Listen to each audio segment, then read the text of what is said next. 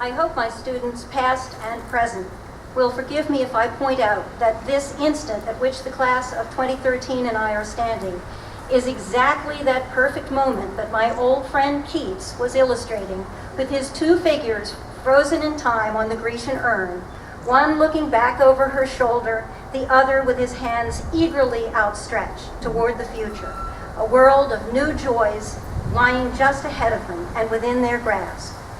I'm honored to be beside these girls at this great crossroad in their lives. This class means a lot to me. Not only have I taught most of them at one point or another, but I have taught several of the mothers of them. And I think that when the children of the children you have taught are seniors, it's probably a clue that it's time for you to leave.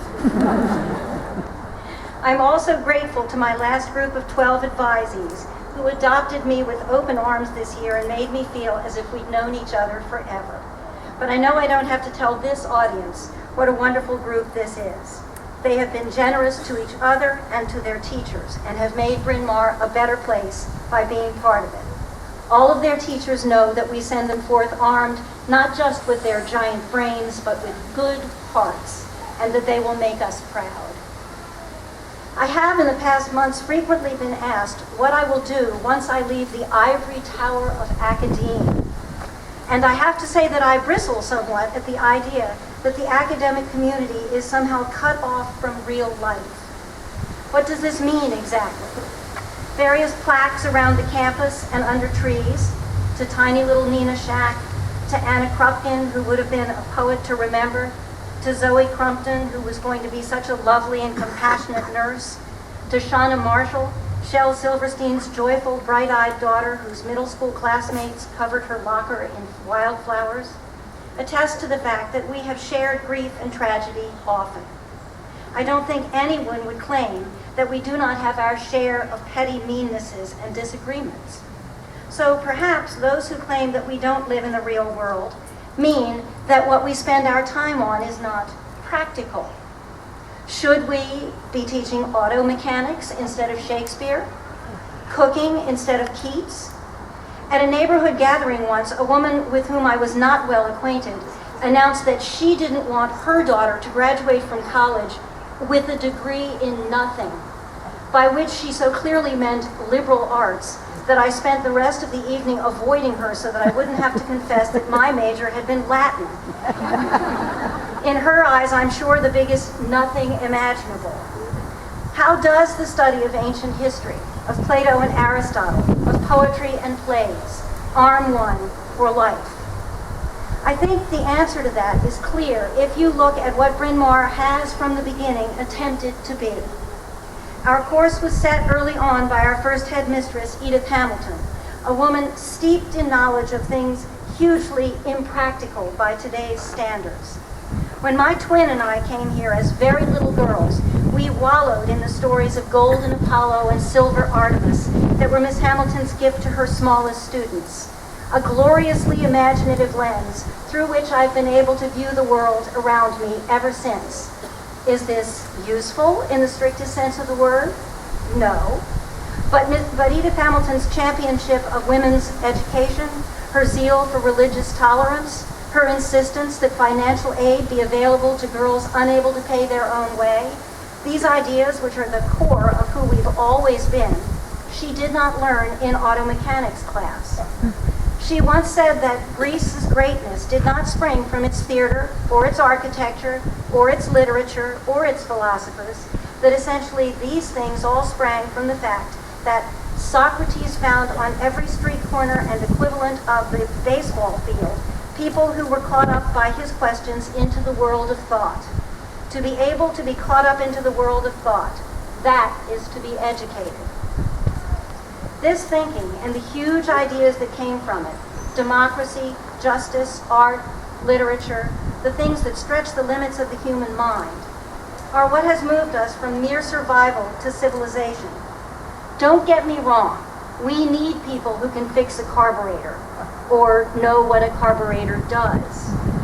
But I would argue that the philosophers who invented democracy, the composers and painters and dancers who surround us with beauty and remind us of what the human mind is capable of, and the poets who can sing to us of what we are and of what matters in life, are no less essential to our survival as a race and deserving of respect. Bryn Mawr and places like it, the colleges to which all of you will be going in the fall, are the greenhouses for these ideas, where they are given time to develop. To teach is simply to turn on the warming light and watch the seedlings grow. Very soon, and it's sooner than you think, all of you will be finished with your formal schooling. You will spend another few years in the safe and regimented life of books and classrooms, and then you will be confronted with the enormous decision of what to do with the rest of your life. You will find that there is great pressure to do what others expect of you, or what will make you the most money, or what will earn you the most prestige. And again, let me make it clear, I have nothing against making money. If driving a Porsche and owning 3 houses and 6 closets full of clothes are essential to your happiness, then you should probably not become a poet, or an actor, or a teacher. This is, in fact, exactly what many people like my neighbor mean when they scoff at academics. What they mean is that we do not care enough about making money. Not for one day in the last 37 years have I had to question the value of what I've been doing. I have been part of a community that joins together to help girls measure the size of their wingspan and take to the skies. For all its flaws and faults, it's a place where we try every day to bring out the best in one another, an exhausting and exhilarating task.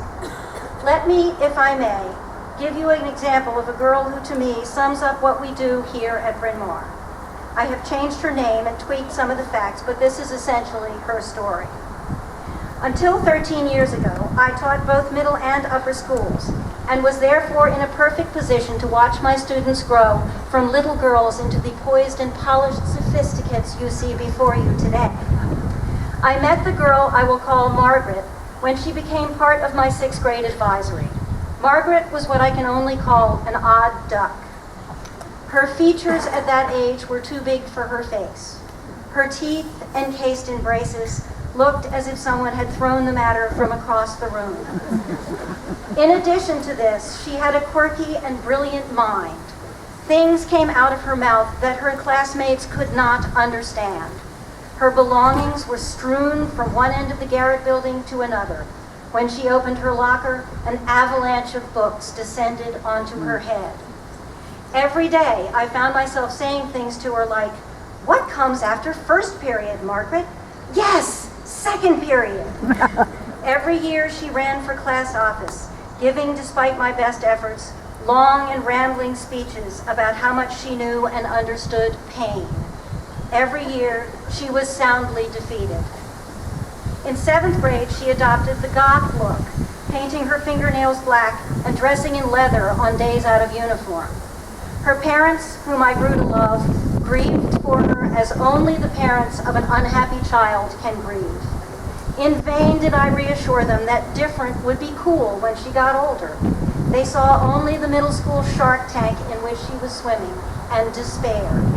At a particularly low point, the parents of another child in my advisory succumbed to the wild rumor mill that is central to 7th grade existence and insisted that Margaret had purchased a ninja sword to bring to school to assault their daughter. Although I do not myself remember this, Margaret's mother assures me that at the meeting of the 2 sets of antagonistic parents in Cornelia Donner's office, my spontaneous words of defense were, "Oh, for God's sake, Margaret isn't organized enough to buy a sword." And then came upper school, and my faith in Bryn Mawr girls did not disappoint. First, it was upperclassmen who recognized and encouraged Margaret's weird brilliance, as I've seen so many of the girls next to me do countless times. Her own classmates, seeing this, were not far behind.